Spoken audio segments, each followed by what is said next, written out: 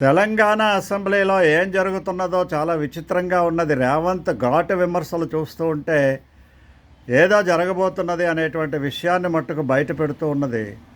Speaker మాట్లాడుతూ ఎవరైనా సరే ముఖ్యమంత్రితో విమర్శిస్తే మైక్ కట్ చేస్తా అని చెప్పి హరీష్ రావుకు మైక్ ఇవ్వకుండా కట్ చేసినటువంటి సంఘటనలు జరిగాయి.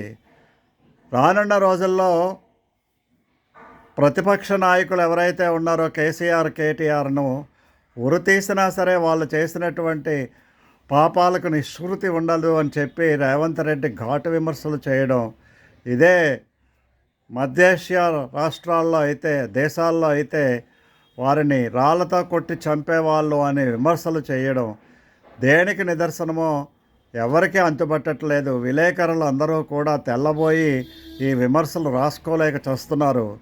ఏది ఏమైనప్పటికీ కూడా రానున్న రోజుల్లో తెలంగాణలో రసవత్తర ఘట్టాలు జరగబోతున్నాయి అనేటువంటిది మట్టుకు తేటతెల్లమవుతుంది. జై హింద్, జై భారత్.